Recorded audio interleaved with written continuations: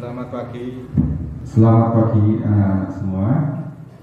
Kita kembali bertemu dalam pertemuan Advent pada tahun ini.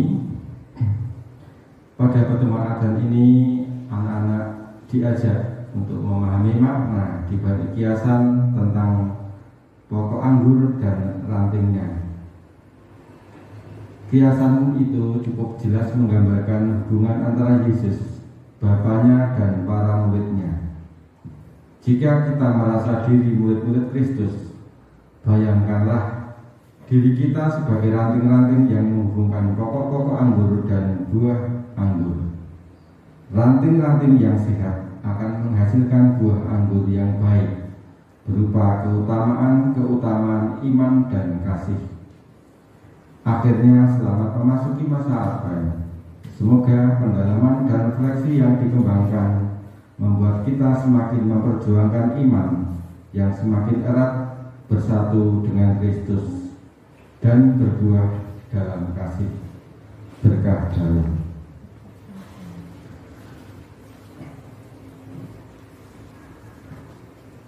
Marilah kita mengawali ibadat Advent ini dengan lagu pembuka.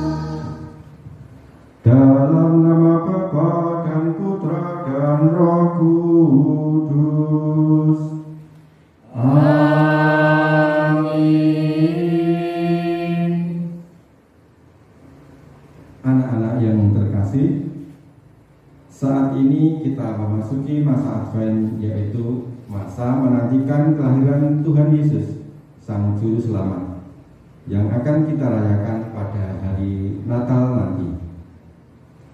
Pada pertemuan ini kita diajak untuk menyadari bahwa hidup iman kita tidak dapat dilepaskan dengan Tuhan Yesus Kristus. Tuhan Yesus Kristus itu pokok anggur dan kita carangnya atau rantingnya. Kita diajak untuk memahami arti atau makna semakin erat bersatu dengan Kristus dan berbuah dalam kasih. Pendalaman ini mengajak kita menyadari bahwa hidup beriman kita tidak dapat dilepaskan dari pokok utama, yaitu Kristus. Marilah bersama-sama kita doakan doa pembuka. Tuhan Yesus yang baik, terima kasih atas anugerah dan hari baru yang masih boleh kami rasakan hingga hari ini. Tuhan, pada hari ini kami akan mengadakan pertemuan Advent. Semoga melalui pertemuan ini kami senantiasa menyadari dan merasakan kebaikan-Mu lewat keluarga, agar selalu hidup sesuai terang imanmu dan semakin erat bersatu denganmu. Demi Kristus Tuhan dan pengantara kami. Amin. Saatnya kita menyalakan lilin corona. Tuhan, terangilah umat-Mu dengan cahaya kasih-Mu, agar kami semua dapat menjadi cahaya bagi sesama. Ya Bapa, berbelas kasihlah kepada kami, para hamba-Mu, yang merindukan Putra-Mu, cahaya kehidupan sejati. Nyalakanlah harapan kami yang gelap ini akan kehadiran Putra-Mu, yang menjadi penerang bagi hidup kami. Bagaikan nyala lilin yang semakin terang, demikianlah kami mohon agar hidup kami semakin diterangi oleh kehadiran Kristus. Semoga kami semua mampu menjadi pribadi-pribadi yang guyup dan semakin erat bersatu dengan Kristus, berbuah dalam kasih, serta bersama masyarakat memperjuangkan hidup yang sejahtera, bermartabat demi terwujudnya tanda kehadiran Kerajaan Allah. Demi Kristus Tuhan dan Juru Selamat kami sepanjang segala masa. Amin.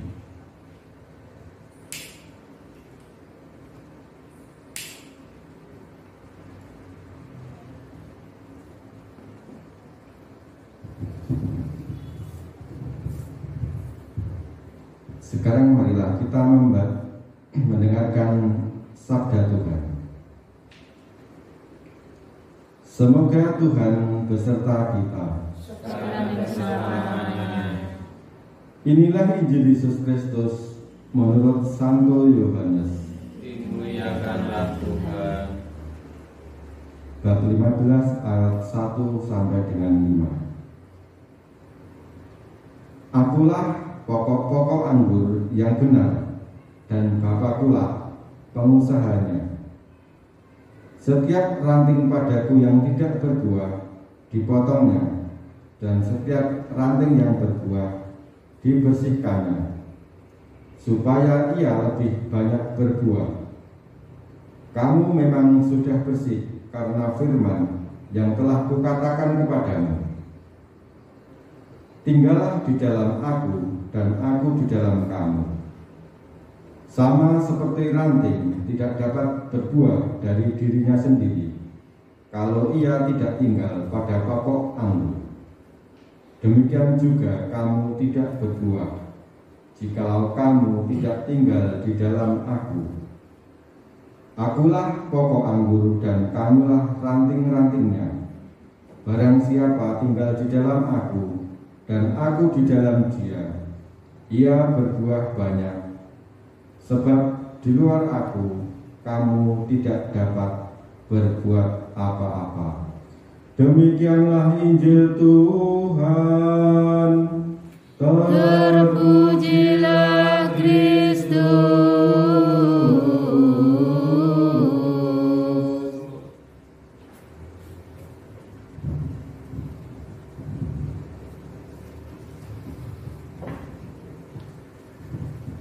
Selamat pagi anak-anak. Berkah dalam. Bagaimana kabarnya hari ini? Sehat semua ya? Sehat. Nah, itulah yang kita mohon dari Tuhan, kita tetap sehat, terbebas dari virus corona. Pada bacaan tadi dalam ibadat Advent yang pertama, Yesus menggunakan perumpamaan, yaitu tentang pohon anggur. Nah, siapa anak-anak yang di rumah itu punya pohon anggur? Nah, mungkin ada ya. Bahkan ini musimnya musim berbuah. Bisa anggur yang warnanya merah, bisa anggur yang warnanya hijau, bisa juga anggur yang warnanya hitam. Ya. Nah, kalau kita menanam anggur, nah itu memang sudah paham arti apa yang disampaikan oleh Yesus, bahwa anggur itu terdiri dari batang atau disebut yang primer, pokok. Nah, tadi disampaikan Yesus Jadi batangnya itu primer yang pokok. Sedangkan nanti dari batang akan muncul cabang. Yang kalau dalam istilah pertanian itu bagian sekunder, atau kalau di hidup kita sehari-hari mungkin dahan. Sedangkan nanti dari dahan itu akan muncul lagi cabang yang disebut tersier atau sering kita sebut ranting, seperti tadi yang disampaikan juga dalam bacaan Injil. Nah, kalau kita cermati dalam merawat pohon anggur, maka agar anggur itu bisa berbuah banyak, maka perlu memang dirawat, perlu dipupuk, tetapi juga perlu pemangkasan. Kebetulan ini Pak Guru di rumah baru mulai belajar merawat anggur. Ini baru saja kemarin sudah daunnya rimbun itu oleh Pak Guru dipotong. Yang dipotong bukan pokoknya, bukan dahannya, tapi bagian rantingnya. Nanti dari ranting-ranting itu yang kira-kira tidak bagus, potong. Kemudian nanti daunnya dihabiskan semua. Nah, sekarang yang milik Pak Guru sudah mulai tumbuh daun. Nah, harapannya nanti dengan tumbuh daun itu terus juga bersama munculnya bunga, sehingga bisa mengeluarkan buah. Nah, kalau kita hubungkan dalam tadi kitab suci yang diambil dari Injil Yohanes tadi ya.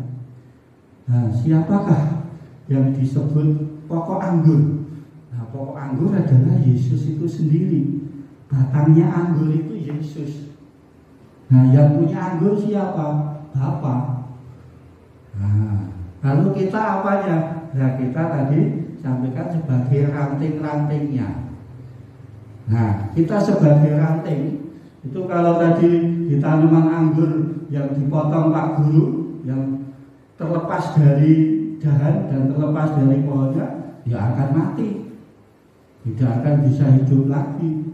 Tapi yang masih terhubung dengan batang, maka ranting tadi akan tumbuh daun, lalu nanti akan keluar bunga dan akhirnya berbuah. Nah, itu yang dimaksud oleh Yesus, bahwa kita itu ranting dari pohon anggur. Dan harapannya kita sebagai rantingnya jangan sampai kita itu jauh atau lepas dari pokoknya. Karena kalau lepas dari pokoknya ya pasti akan mati, akan kering dan tidak akan bisa berbuah. Itu harapan pertama dari pesan Injil yang disampaikan Yesus. Lalu yang kedua, kalau kita sebagai ranting sudah bersama dengan Yesus, maka kita akan bisa menghasilkan buah anggur. Harapannya buah anggur yang manis. Mungkin anggurnya juga besar-besar, mulus-mulus. Banyak orang senang melihat saja sudah pengennya metik dan makan ya. Itu yang diharapkan. Tapi juga rasanya harus rasa yang enak. Nah, itu apa yang dimaksud dengan buah yang baik? Nah, buah anggur yang diharapkan oleh Yesus adalah kita bisa menghasilkan kedamaian. Kita bisa menghasilkan cinta terhadap sesama, dan kita sering berbuat kebaikan untuk sesama. Itulah buah-buah dari anggur yang diharapkan oleh Yesus. Jadi saya ulangi, yaitu bisa menghasilkan kedamaian, jadi membuat kedamaian terhadap sesama, tidak malah membuat suasana yang kacau, permusuhan, tapi juga bisa berbuat cinta atau cinta kasih kepada sesama dan berbuat kebaikan. Itu yang diharapkan. Lalu apa yang bisa kita lakukan di dalam masa Advent ini? Yaitu kita diharapkan bisa saling mengasihi antar sesama manusia. mulai dari yang dekat dengan kita. Kalau di rumah, ya dengan sesama anggota keluarga, mungkin dengan anggota masyarakat yang ada di sekitarnya. Karena kita kebetulan kan anak-anak belajar di rumah. Nah, ini merupakan perintah juga Yesus. Jadi dari Injil hari ini kalau dilanjutkan nanti di pasal 15 ayat 12, Yesus itu memerintahkan untuk kita saling mengasihi sebagai buah dari anggur kita. Bunyinya begini, inilah perintahku, yaitu supaya kamu saling mengasihi seperti aku telah mengasihi kamu. Jadi sebagai wujud buah anggur yang baik tadi, kita harus saling mengasihi. Yesus sudah memberi contoh kepada kita bahwa Yesus sangat mencintai kita. Bukti Yesus mencintai kita yang luar biasa adalah sampai wafat di kayu salib. Nah, maka kita pun diharapkan bisa mengasihi sesama kita, saudara kita, teman-teman kita. Yang dalam masa Advent ini nanti anak-anak akan diajak untuk melakukan kegiatan yang baik, kegiatan yang positif. Itu sebagai bentuk latihan, sebagai wujud kita menghayati sabda Tuhan pada hari ini. Kegiatan positif apa yang nanti akan dilakukan, nanti akan disampaikan oleh Bu Hera. Nah, silakan nanti diperhatikan. Lalu kegiatan itu dilaksanakan dengan baik, dengan ikhlas, nah, supaya kita benar-benar menghasilkan buah anggur yang baik. Kiranya renungan dari Pak Guru cukup sekian. Terima kasih dan selamat untuk mengikuti melaksanakan kegiatan Advent pada tahun hari ini. Terima kasih dan berkah dalam.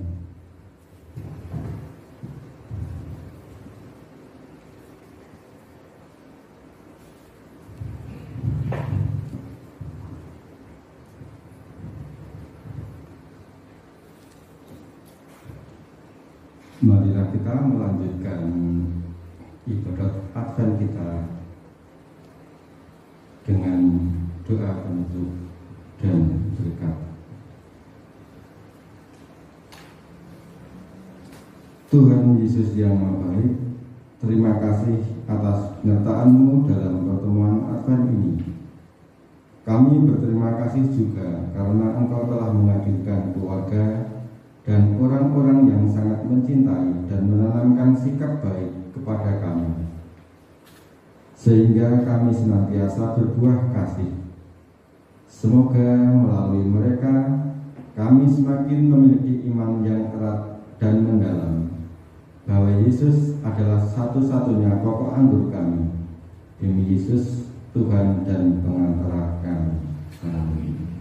Marilah anak-anak kita hening sejenak, kita mempersiapkan diri untuk memohon berkat kepada Tuhan agar kita di dalam masa Advent ini dapat mempersiapkan diri di dalam menyambut Kristus dengan sebaik mungkin. Semoga Tuhan beserta kita sekarang dan selama-lamanya. Semoga kita sekalian yang hadir di tempat ini, orang-orang yang kita cintai, semua orang yang kita doakan, keluarga kita, teman-teman kita, senantiasa dalam naungan dan lindungan berkat Allah yang Maha Kuasa, dalam nama Bapa dan Putra dan Roh Kudus. Amin. Lagu dulu.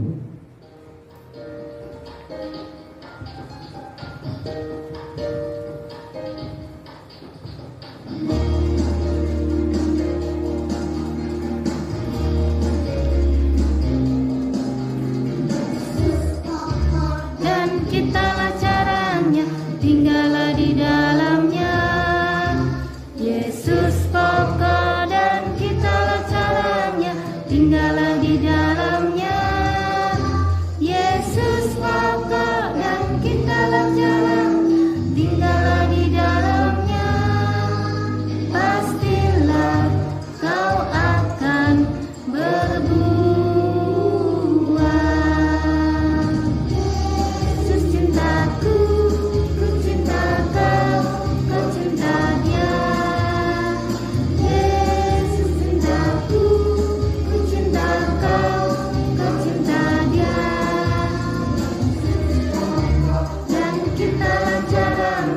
tinggallah di dalamnya.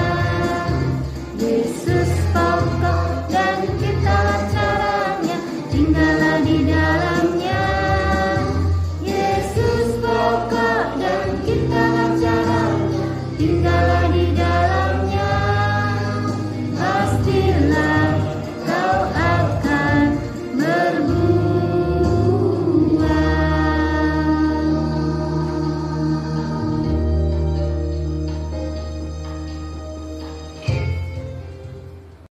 Selamat pagi anak-anak, apa kabarnya? Baik, sehat, luar biasa, bersyukur. Ya, pagi ini Vera akan menjelaskan tentang kegiatan Advent. Karena keterbatasan situasi, maka kegiatan Advent anak-anak dilaksanakan di rumah. Nanti akan ada edaran untuk anak-anak dan orang tua. Sebelumnya akan dijelaskan oleh Bu Hira. Yang pertama, untuk persiapan, anak-anak dengan bantuan orang tua menggali potensi diri atau bakat yang dapat diwujud nyatakan dalam kehidupan sehari-hari yang berguna bagi orang lain. Misalnya anak-anak memiliki bakat akademis berhitung dan bahasa, bisa membantu orang tua berdagang di warung kalau orang tua berdagang. Kemudian jika anak-anak memiliki bakat seni, bisa membuat semacam konser mini dengan penampilan menyanyi, menari, memainkan alat musik dan sebagainya. Kemudian misalnya anak-anak mempunyai bakat keterampilan, anak-anak bisa membantu keluarga atau tetangga membuat kerajinan tangan dan sejenisnya. Jika anak-anak memiliki bakat fisik yang sehat dan kuat, anak-anak bisa membantu orang tua, tetangga, atau saudara berkebun, kebersihan lingkungan, kerja bakti, dan sebagainya. Kemudian anak-anak dengan bantuan orang tua merencanakan kegiatan-kegiatan positif. Secara sederhana, kegiatan dapat dilaksanakan dalam keseharian di rumah. Dan secara khusus, siswa membuat pertunjukan sederhana dengan penonton keluarga, kerabat, atau umum. Kemudian kegiatan tersebut dilaksanakan pada tanggal 11 sampai 17 Desember 2020. Kemudian hasil kegiatan yang dilakukan dicatat dan dilaporkan kepada Bapak Ibu Guru Wali kelas. Kemudian dikumpulkan saat penerimaan rapor, yaitu tanggal 18 atau 19 Desember 2020. Jadi nanti ada laporan yang harus anak-anak tulis. Jadi laporannya itu nanti akan dikumpulkan atau dibawa oleh orang tua saat menerima rapor. Penghargaan atau usaha siswa oleh orang lain, misalnya keluarga, tetangga, dan siapapun yang berwujud uang, dapat dipakai untuk membantu orang tua membayar sekolah, membantu orang lain, dan untuk kegiatan-kegiatan yang bersifat positif. Penghargaan selain bentuk uang bisa bentuknya ucapan terima kasih, juga ditulis dalam laporan. Di dalam edaran nanti akan ada contoh laporan. Anak-anak bisa menggunakan contoh laporan tersebut. Misalnya pada hari Jumat tanggal 11 Desember, misalnya anak-anak membantu orang tua berjualan. Kemudian hasilnya anak-anak mendapat upah dari orang tua 2.000. Nah, 2.000 itu nanti kamu simpan terlebih dahulu agar terkumpul. Kemudian hasilnya diperoleh sebanyak berapa, kemudian digunakan untuk apa, itu nanti silakan ditulis. Misalnya untuk membantu orang lain, atau untuk membantu orang tua membayar SPP, atau untuk kolekte di gereja juga boleh, ya. Untuk lebih jelasnya nanti akan ada edaran, anak-anak bisa memperhatikan dan membaca kembali. Begitu anak-anak untuk kegiatan Advent anak-anak. Terima kasih, salam sehat selalu.